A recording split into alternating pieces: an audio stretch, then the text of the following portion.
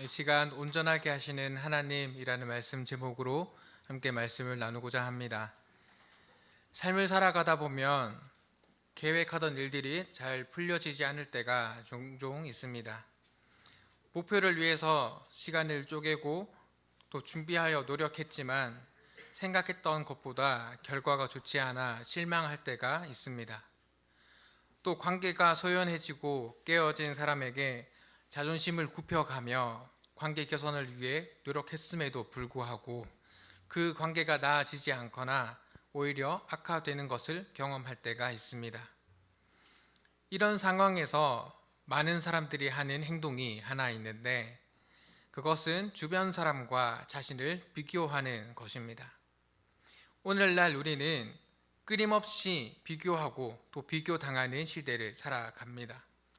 SNS를 열어보면 다른 사람들의 모습이 끊임없이 올라오는데 누군가는 좋은 대학에 가고 또 누군가는 좋은 직장에 취업하고 또 누군가는 멋진 여행지에 여행을 하고 누군가는 신앙생활도 너무나 잘하는 것처럼 보여집니다. 그리고 그러한 사람들의 모습을 보며 이렇게 생각합니다. 나는 왜 이 정도밖에 안 되는 걸까? 나는 왜 저렇게 하지 못하는 걸까? 저 사람 나랑 별 다른 거 없어 보이는데 내가 저 사람보다 조금 더 열심히 한 것 같은데 남들은 다 잘 살아가는 것 같은데 나만 뒤처지는 것 같아. 이러한 비교는 단순한 감정에서 끝나지 않고 스스로에게 열등감을 만들어냅니다. 그리고 그 열등감은 우리의 정체성까지도 흔들어 놓습니다. 나는 부족한 사람이야. 나는 안 되는 사람이야. 라고 생각하게 하는 것이죠. 이러한 우리의 모습은 비단 오늘 뿐만 아니라 신앙인으로서 살아가는 그런 우리들에게도 비슷한 경험을 하게 합니다. 하나님의 자녀라고 고백은 했지만 왜 이렇게밖에 못했을까라는 생각이 드는 것이죠. 예를 한번 들어보겠습니다. 말씀을 읽고 묵상하면서 하루를 시작해야지. 하루의 성경을 3장은 꼭 읽어야지. 하루를 끝마치고 잠자리에 누웠을 때 기도하고 자야지. 마음이 힘들어져서 지쳐서 무너졌을 때 포기하고 싶을 때 하나님께 기도하며 나아가야지. 이렇게 다짐했던 순간들이 우리 모두에게 있을 줄 압니다.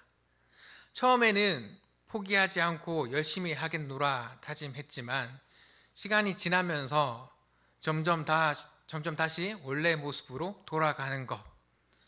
이런 경험을 다들 한 번쯤 해보셨으리라 생각합니다. 그리고 남들과 자신의 신앙을 비교하는 것이죠. 이제는 신앙조차 비교의 대상이 되어져 버린 것입니다. 많은 사람들이 내가 왜 그랬을까? 내가 이렇게 부족한데 하나님의 자녀가 될 수 있을까? 라는 생각을 합니다. 이런 생각은 신앙인으로서 나의 말이나 내가 기대하거나 상상했던 것에 미치지 못했을 때 혹은 맡은 직책이나 사역을 제대로 감당하지 못했을 때 스스로 자괴감에 빠져서 드는 생각들입니다. 이러한 생각은 우리의 마음을 괴롭게 하기도 하고 때로는 신앙의 힘을 잃게 만드는 상황에 이르기도 합니다. 그런데 우리를 더욱 절망에 이르게 하는 것은 우리의 이러한 모습이 계속해서 반복되어질 것이다 라는 것이죠. 이 세상에 누가 자신의 말과 행동을 온전히 지켜가며 만족하며 살 수 있을까요? 이러한 상황, 이러한 생각이 들 때 여러분들께서는 이런 상황을 어떻게 극복해 나가길 원하십니까? 그저 재미있는 유행하는 드라마나 예능을 보면서 잊어버리길 원하십니까? 혹은 친구들이나 지인을 만나서 수다를 떨면서 잊어버리길 원하십니까? 아니면 별 다른 뾰족한 수가 없으니 시간이 약이다 라고 생각하며 잊어버리는 것이 좋을까요? 물론 이런 방법들도 여러 가지 방법들 중 하나이긴 합니다만 무릇 신앙인이라면 주 예수 그리스도를 우리의 주로 고백하는 그런 신앙인들이라면 이러한 상황을 심리적 방법이나 물리적인 방법이 아니라 하나님의 말씀으로 해결해야 하지 않을까요? 오늘 본문 말씀을 다시 한번 읽어보겠습니다. 히브리서 13장 21절 말씀입니다. 시작. 모든 선한 일에 너희를 온전하게 하사 자기 뜻을 행하게 하시고 그 앞에 즐거운 것을 예수 그리스도로 말미암아 우리 가운데서 이루시기를 원하노라. 영광이 그에게 세세 무궁토록 있을지어다. 아멘. 이 말씀이 어떻게 우리의 고민과 물음에 해결이 될 수 있을까요? 이 말씀을 보면 세 가지 정도로 구분하여 정리할 수 있습니다. 첫 번째는 하나님께서 우리를 온전하게 하신다라는 것과, 두 번째는 자기 뜻을 행하게 하신다라는 것이고요. 세 번째는 우리 안에서 이루시길 원하신다라는 것으로 정리할 수 있습니다. 이 말씀은 우리가 무엇을 해야 한다라는 실천 사항보다 하나님께서 우리를 어떻게 변화시키고 사용하시는가를 보여주는 말씀입니다. 본문의 이해를 조금 더 돕기 위해서 히브리서가 쓰여진 그 시대적 상황을 한번 살펴보면 주후 60년에서 70년 정도 때에 히브리서가 쓰여지게 되었는데요. 이때는 기독교인들을 향한 박해가 주후 64년부터 네로 황제가 죽기까지 68년까지 이어졌던 시기이고, 그 시기가 얼마 지나지 않았을 때입니다. 네로 황제 시절 기독교인들을 향한 박해로 인해서 고통받고 순교하기까지의 그 믿음을 보인 믿음의 선배들이 있었고, 이러한 믿음의 선배들, 순교자들의 신앙을 이제는 후배들이 지켜나가기 위해서 싸우고 있었던 시기, 그 시기가 히브리서가 쓰여졌던 시대입니다. 그렇다면 이러한 시기에 있는 기독교인들에게 히브리서를 쓴 목적은 무엇일까요? 아무리 어렵고 힘든 시기가 온다 할지라도, 포기하고 마음이 무너져 버리는 그런 시대가 온다 할지라도 결코 좌절하지 않고 무릎 꿇지 말고 신앙의 선배들의 모습을 보면서 주 예수 그리스도를 기억하면서 모든 어려움을 굳건하게 이겨내라고 힘과 용기를 주기 위해서 히브리서가 쓰여진 것입니다. 이렇게 신앙인들에게 힘과 용기를 주기 위해서 글을 써 내려가다가 이제 끝부분에 이르러서 말씀을 정리하면서 말하기를 너희를 온전하게 하사 자기 뜻을 행하게 하시고 라고 기록합니다. 그런데 이 부분을 읽으면서 조금 매치가 되지 않는다라고 생각을 했습니다. 너희를 온전하게 하신다. 하나님께서 우리를 온전하게 하신다. 박해와 고난, 그리고 온전하다. 이것이 서로 매치가 되지 않는다라고 생각이 들었습니다. 고통 속에 있는 사람들이 어떻게 온전해질 수 있을까? 박해를 견뎌내면 온전해진다는 뜻일까? 이런 생각들이 꼬리에 꼬리를 물게 되었고, 그래서 온전하다라고 하는 단어를 성경 원문으로 찾아보았더니 온전하다라고 하는 이 단어는 헬라어로 카타르티조라는 단어를 씁니다. 그 뜻은 온전하게 하다라는 뜻과 준비하다, 수선하다라는 뜻을 가지고 있습니다. 그러니까 이 말씀은 하나님께서 자기의 뜻을 행하게 하시기 위해서 우리를 온전하게 하신다, 우리를 준비하게 하신다, 우리를 수선하신다라는 뜻이 되어지는 것이죠. 이 온전하다라고 하는 단어 카타르티조는 성경의 여러 곳에 사용되어지는데요. 갈라디아서 6장 1절 말씀에는 카타르티조라는 단어가 바로잡다라는 용어로 사용되어집니다.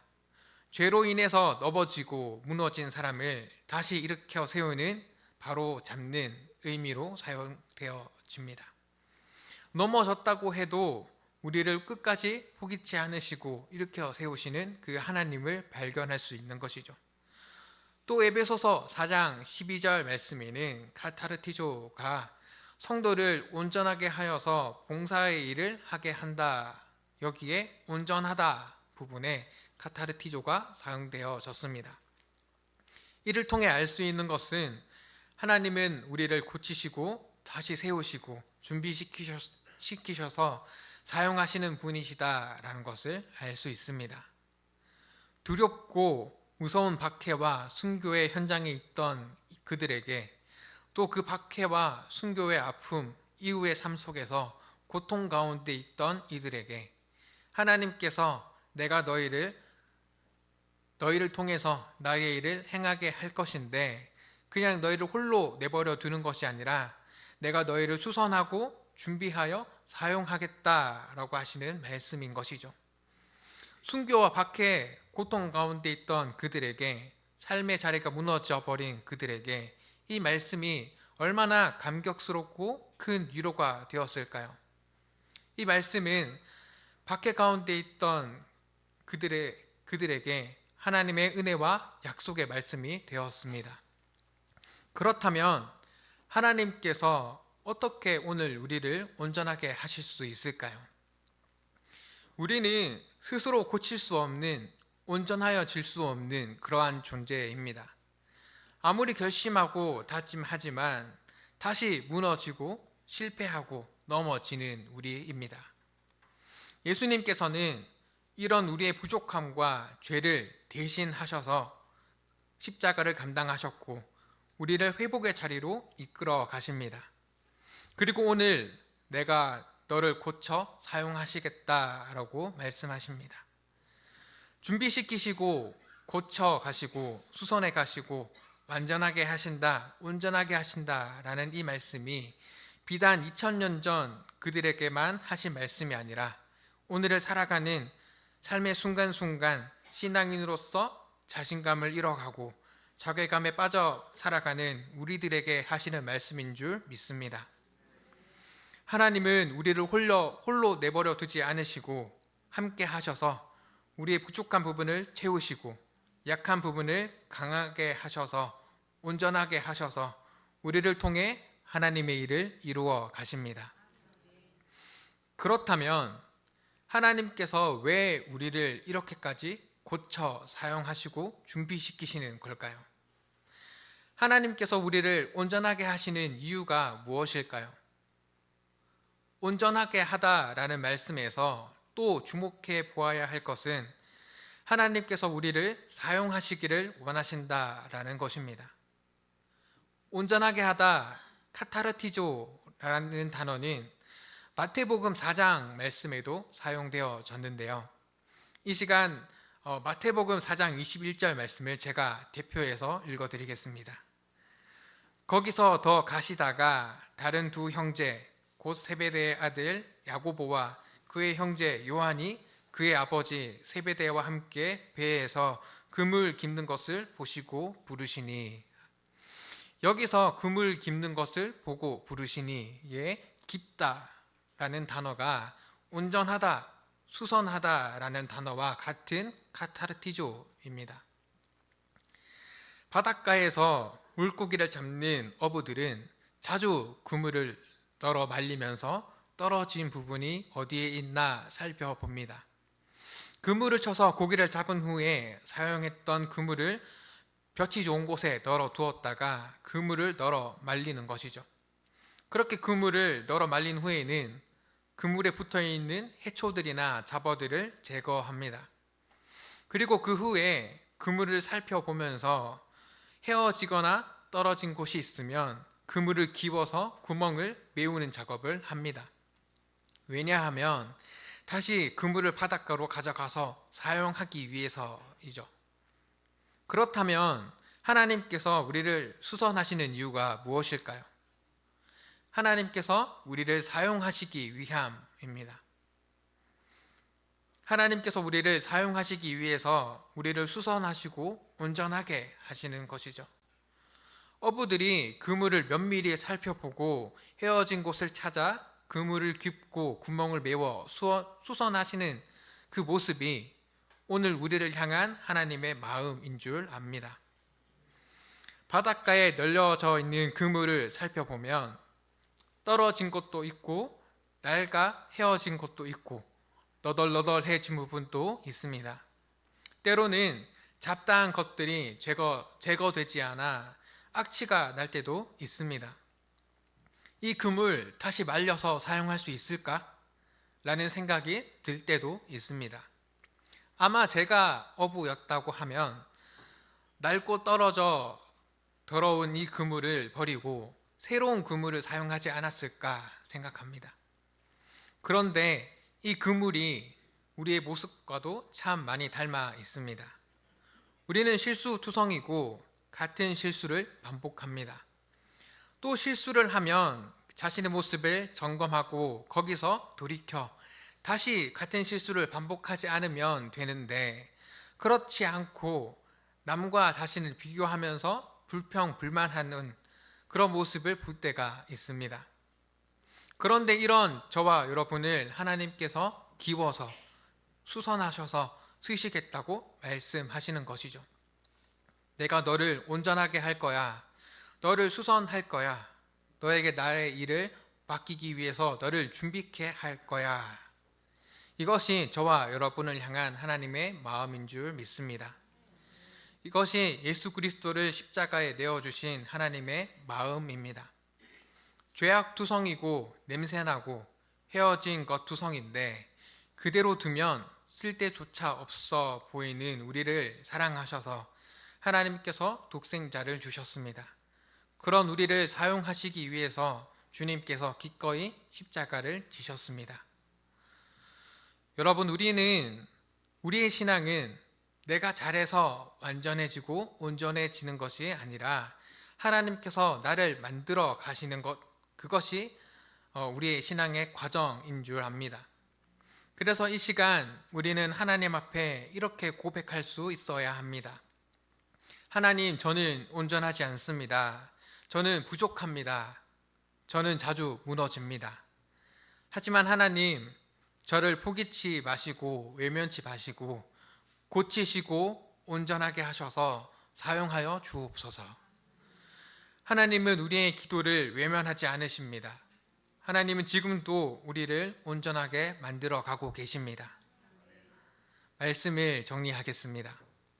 삶을 살아가다 보면, 신앙생활을 하다 보면 때로는 스스로의 모습이 나의 기대에 미치지 못해서 실망하며 좌절할 때가 분명 있을 겁니다. 나에게 맡겨진 사역을 제대로 감당하지 못하는 것 같아서, 또 나의 자질이 부족한 것 같아서 무력감을 느낄 때도 있을 겁니다.